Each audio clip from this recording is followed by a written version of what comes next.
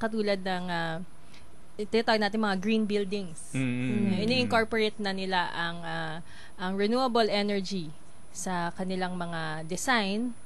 Usually talaga dyan solar. Dahil yan ang pinakamadali na ilagay sa isang building. Sa mga police station, katulad ng oo. MPD, ang laki ng utang sa Meralco. Oo, Correct. tama. Wala silang ilaw.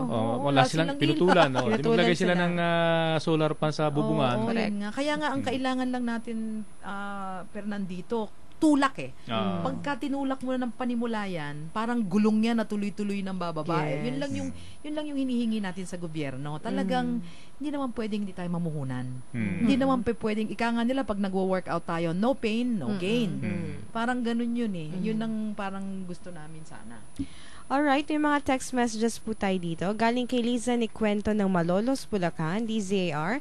Meron po bang standard place sa dapat paglagyan yung mga solar panels? Kailangan lagi na sa bubong lang ba ito? Or wala ba tayong alternative location? Meron tayong tinatawag na roof-mounted tsaka ground-mounted. Definitely, dapat may sapat na araw. Hindi dapat shaded. Open, Yun yung ano. At may tinatawag yan na technical angle na dapat 8 degrees to the south. Parang ganyan. So, Kasi ang importante sa atin, yung building mo, yung panel mo, tapat na tapat sa araw. Kaya para pag-shoot nung rays, nakukuha kagad ng solar panel. Ayun. Kaya pagka pumunta sa iyo yung mga katulad ng mga kumpanya nila Claire, tititigan, samba dito sumisikat ang araw. Alam nila kung saan ilalagay. Iaanggulo nila. Ayun. pero meron tayong actually mga tunnel na sumusunod sa araw. Hindi mo na kailangan ni angle. Kung nasan yung araw, nandun siya. So, umiikot din yung panel. Tracking ang tawag. Mga trackers. Galing. Trackers. So, para yung mga naglalagay ng mga satellite dish, kailangan open. Okay. Si Roger ng Caloocan, these are good PM po sa inyo lahat. Paano naman po ang maintenance nito? Punas-punas lang doon, di ba? Oo, tulad ng sinabi ko, napaka-minimal maintenance. Pupunasan mo lang para siguraduhin mo na, parang TV. Di ba? Pupunasan mo yan para siguraduhin mo optimal use ang mangyayari. At 25 years nga ang warranty ng panel.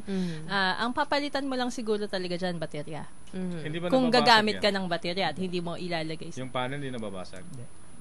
unless talaga batuhin mo, di ba? Pero ano kasi maintenance, Weatherproof. kailangan alam mo kasi ang pagkakabit ng solar panel. Para bang parang Christmas light, 'di ba? Pagka namatay yung isang bombilya, yung buong serye niya pundido, 'di ba? Kaya importante, wawalisan mo pupunasan mo dahil minsan baka may nahulog na dahon. Tanggalin mo 'yon. Kaya alikabok. Kaya yung alikabok parang yung sa TV para malinaw na malinaw.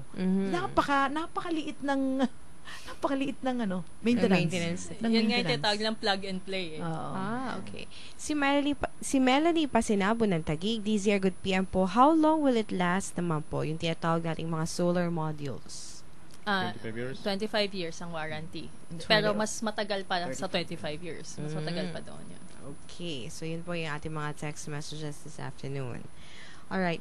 Dun sa mga interested po, ma'am, of course, mga gusto mag-invest, let's say, yung mga establishments na gusto na maging green, of course, kung ibabudgetan nila yan, magkano po ba ang kailangan ibabudget nila kung gusto nila maging green ang business nila, green ang kanilang lifestyle at home?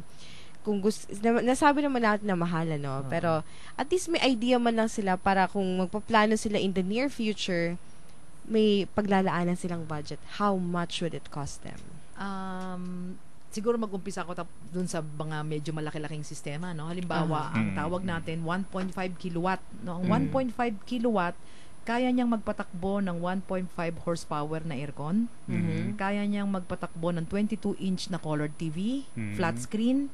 Kaya niya ng refrigerator na maliit lang, wag yung dambuhal ng refrigerator, Tapos mga ilaw at saka mga computer. Ang presyo niyan ngayon ay kalahating milyon. Merong panukala si Senator Miriam na ang tinatawag niya is 1 million rooftop law na gusto niyang inganyohin na ang ating mga kababayan na maglagay ng solar sa kanilang bubong. Gusto niyang paggamit ang ating pag-ibig fund para makapag-utang ang ating mga mamamayan at makabili ng solar panel. Kasi kung i-divide mo ang 500, sabihin na natin, sa 15 taon, lumalabas, sa bawat taon, ang babayaran mo, aabot lamang ng 15,000. So, buwanan, 1,000. No, kasama mo ng interest, 1,002. Yan yung halos na binabayaran mong kuryente. Tama ba ako? Diba? Kaya, Maganda nga. Pero maganda rito ang pangunahing tumangkilik ng solar sa product, yung gobyerno eh. Correct. Kasi kung nag-overprice sila ng helicopter, ng kayang-kaya eh. Total, mababawi naman eh. siguro yung presyo ng mas mura sa mga maliliit na. Okay. Yung mga maliliit na bahay, no, marami na kaming mga kliyente na nag-ask sila magpa-install. Ang ginagawa namin para magamit talaga nila, strategic yung paglagay namin kung saan mo gagamitin sa bahay mo. Kung let's say, lagi kang nasa sala ninyo, yung mga ilaw at appliances sa sala, yun ang isosolar natin. Para kung sakali na mawalan kayo ng ilaw, lahat ng buong pamilya mo nandun sa sala, meron kayong magagamit, pang radyo at saka pang ilaw, pang TV. Sa isang 150 watt peak, dalawang malalaking panel yan. Pwede na yan para sa 20 ilaw. Magkano yun? 150,000. 150,000. Yung aming parola dun sa Sorsogon, generator yung nagpapatakbo eh. Yung bantay ng parola pumupunta pa sa bayan para bumili ng gasolina. So pwede siguro sa isla mismo, no? Yung magpapailaw dun sa parola. Pwede. May mga government agencies na po bang nagpalagay na ng mga solar panels na hina-harness na rin nila, kumukuha na rin sila ng alternative source of energy through solar energy? Ang DOE, alam ko, meron silang mga solar panels. Tsaka may mga projects din yan. Madaming LGU, pang solar street lighting, o kaya yung mga disaster preparedness na kits, na solar kits, na at least kapag may sakuna, meron silang radyo at meron silang ilaw. Ayun. Alright, wala tayong oras, Fernan. At I think hilingin na lang natin sa ating mga guests yung last message ninyo for our listeners, siguro para tangkilikin nila ang solar energy at in the future mabigyan nila, paglaanan nila ng budget para sila mismo magamit nila kung gusto nila sa kanilang establishments, businesses nila, or their own homes, o yung mga big time dyan, kung gusto na gumawa ng mga communities, mag-develop ng mga subdivision na lahat ng mga bahay at establishments ay gumagamit ng solar energy. Message po para sa kanila. Nananawagan kami sa ating mga kababayan na sana tangkilikin ninyo ang paggamit ng solar energy. Ito ay isang enerhiya na hindi mawawala, na sa loob ng bilyong taon habang buhay ang ating planeta, lagi tayong may araw. Sa kasalukuyan, may panukala na suportahan ang ating solar energy at iinganyo ang ating mga kababayan na gumamit ng mga solar panels. Ang babayaran natin para sa ganitong klaseng suporta ay G centimos lamang. G centimos lamang ang madadagdag sa inyong kuryente para suportahan ang pag-uunlad ng paggamit ng ating solar energy dito sa ating bansa. Itong ganitong klaseng puhunan ay mangangahulugan ng pagtanggal natin ng ating dependency sa langis, dependency sa coal.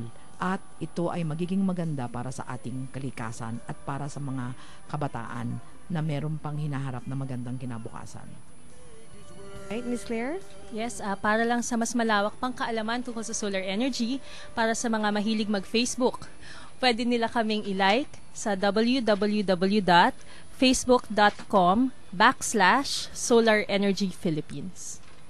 Alright, maraming salamat. Yan po sina Miss Claire Lee at si Miss Tetsi Capillan. Ayan.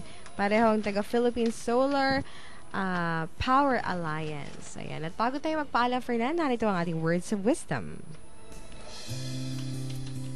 Ayon kay Rick Petino, excellence is the unlimited ability to improve the quality of what you have to offer. Ang kahusayan daw ay walang limit na kakayahan para mapabuti ang kalidad ng anumang bagay na iyong mai-o-offer o may-alok. Ayan. Pahabol pala kasi may nag-text pa sa atin, Miss Claire. May website ba tayo? Yung sinabi niya kanina. Pwede nyo kami ulit, ulitin ko lang, www.facebook.com/Solar Energy Philippines. Alright. Doon madami silang makikita, Hana, na mga updates tungkol sa solar energy sa Facebook. Okay. Thank you very much, Miss Claire, Miss Tetchi. Maraming salamat. At sana ang ating gobyerno ay mas lalo po pong suportahan ng ating renewable energy. At of course, Fernan, maraming salamat sa ating mga tagapakinig. Sa ngalan po ng ating founder na si Pastor Apollo Sikibuloy, kami po ay nagpapasalamat sa pagtangkilik ninyo sa Sunshine Philippines Movement on Air. Ako po yung likod, Miss Hannah, and may the Father's blessings be upon us all. Sa ngalan po naman ni na Ryan Obama Perez, ni Rodel Hernandez, ni Michael Monar, ako po naman si Fernan Emberga. Maraming salamat po sa inyong pagsubaybay. Diyos mabalo sa Indogabos. Richer lives in every corner.